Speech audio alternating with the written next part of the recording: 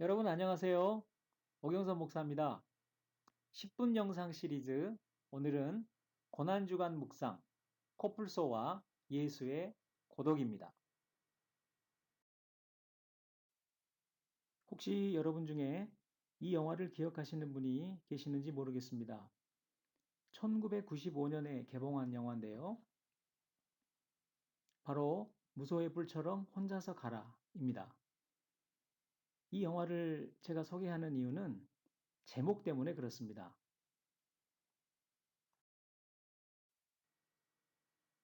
이 무소의 뿔처럼 혼자서 가라라는 표현은 불교 경전에서 나온 말입니다. 초기 불교 경전 중에 하나인 수타니빠따에는 여러 개의 장이 있는데요. 그 중에 코뿔소의 웹불장이라는 게 있습니다. 옛날에는 무소의 뿔장이라고 불렀는데요. 최근에는 코뿔소의 웹불장이라고 부릅니다. 그런데 왜 이런 이름이 붙었느냐 하면은 이 코뿔소의 웹불장의 모든 구절은 맨 마지막에 코뿔소의 웹불처럼 혼자서 가라로 끝나기 때문에 그렇습니다. 코뿔소의 웹불장 모든 구절에 부처님의 말씀이 쫙 나온 다음에 그 맨 마지막에 항상 결론이 코뿔소의 웹불처럼 혼자서 가라. 이렇게 끝나는 것이죠. 여기까지 여러분 설명을 들으시면 혹시 성서에 뭐 하나 떠오르는 게 없으십니까? 우리의 성서에도 이런 비슷한 형태의 말씀이 있습니다. 그것이 구약에 있는 시편 136편입니다. 시편 136편은 하나님에 대한 여러 가지 그 찬양의 이유와 감사의 조건들을 얘기를 하면서 마지막에는 하나님께 감사하라 또는 그에게 감사하라 어떠한 일을 행하신 이에게 감사하라 그 인자하심이 영원함이로다.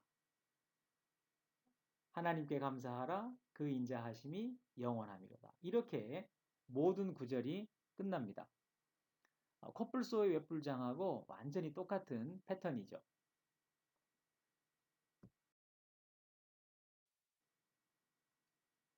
코뿔소의 웹불이라는 말은 불교의 이상 중에 독각을 상징하는 것입니다. 불교에는 깨달음과 관련된 여러 가지 이상이 있는데요. 그 중에 독각은 가장 대표적인 것입니다. 말 그대로 홀로 깨닫는다는 것이죠. 그런데 이 말은 관계의 단절을 의미하는 것이 아닙니다. 또는 사람으로부터 완전히 고립된 상태를 말하는 것도 아닙니다. 이 독각이라는 말이 가지고 있는 가장 중요한 의미는 절대자와 진리 앞에 선 단독자의 의미를 가지고 있습니다. 우리가 어떤 깨달음을 얻는다고 할 때, 어떤 진리에 대해서 내가 깨달음을 얻는다고 할 때, 그것이 다른 사람의 도움에 의해서 또는 어떤 집단을 통해서 이루어질 수 있을까? 물론 그런 것들이 중요한 결정적인 계기를 나에게 줄 수는 있을 거예요.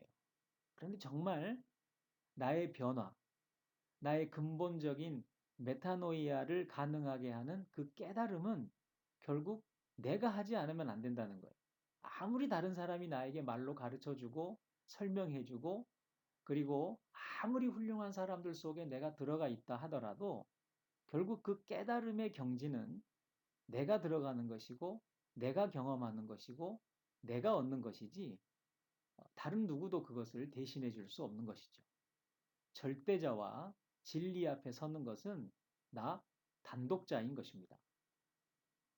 그런 고독함과 성서에 나오는 예수님의 표현을 빌린다면 어떤 좁은 문의 사상, 그것과 관련 있는 것이 바로 이 독각이라는 말이고 코뿔소의 웹불이라고 하는 것도 이 독각의 이상을 상징하는 말입니다. 코뿔소의 웹불에서 독각을 지나 드디어 예수의 고독에 왔습니다. 오늘 제가 여러분들에게 나누고 싶은 가장 중요한 키워드입니다. 왜냐하면 이 고독은 예수님의 삶과 사역을 해석하는 중요한 키워드이기 때문에 그렇습니다. 예수님의 삶에는 고독의 영성이 흐르고 있습니다. 광야에서 시험 받으실 때 예수님은 완전한 고독 속에 계셨습니다. 그러나 그때야말로 하나님 앞에 단독자로 설 수 있는 기회였습니다. 그때 예수님은 하나님 나라와 복음의 모든 실상을 깨달으셨습니다. 그리고 자신의 삶을 그 깨달음에 따라 살기로 결정하신 것이죠. 예루살렘을 향해 나아가는 예수님의 발걸음에는 그런 힘이 있습니다.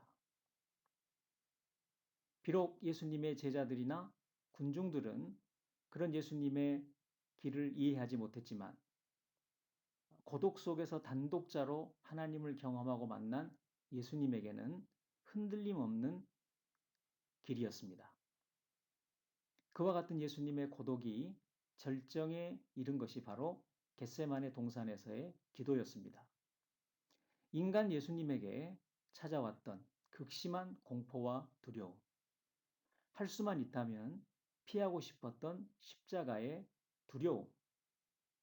그러나 예수님은 또 한 번 자신에게 찾아온 그 고독 속에서 자신이 걸어가야 할 그 마지막 선택을 포기하지 않고 회피하지 않고 정면으로 맞서기로 결정하신 것이죠. 그리고 십자가 위에서 예수님은 자신이 걸어온, 자신이 깨달은 그 모든 것을 하나도 남김없이 다 이루었다고 말씀하셨습니다. 선언하셨습니다. 그것이 우리에게 너무나 환상적으로 이미지화 되어 있기 때문에 놓치기 쉬운 것이 있습니다. 그것은 사역을 시작하셨을 때부터 마칠 때까지 예수님과 함께했던 고독의 영성이라고 하는 것이죠. 소란스러운 도시 속에서 그리고 우리의 눈과 귀와 마음과 삶을 끝없이 분주하고 소란스럽게 만드는 수많은 요인들 속에서 저와 여러분이 예수님의 고독을 따를 수 있다면, 예수님의 고독을 실천할 수 있다면, 우리는 그 속에서 하나님 앞에 단독자로 설 수 있을 것입니다. 그리고 참 하나님의 마음과 하나님 나라의 복음을 깨닫고 이해할 수 있을 것입니다. 그럴 때 저와 여러분 안에서는 자연스럽게 메타노이아가 이루어질 것이고 그 메타노이아의 결과로 말미암아 우리 주변은 그리고 이 세상은 예수님이 꿈꾸었던 세상으로 변할 수 있을 것이라는 그 복음의 희망을 새롭게 붙잡을 수 있을 것입니다. 바로 이 희망, 그 누구도 빼앗을 수 없는 이 희망, 그 누구도 파괴할 수 없는 이 희망, 바로 이 희망이 부활이라는 이름으로 우리에게 다가오게 될 것입니다. 그 부활을 기다리는 고난주간 속에서 예수님의 고독의 은혜와 빛이 저와 여러분의 마음과 삶을 깊이 비추는 그런 은혜가 있기를 기도하겠습니다. 감사합니다.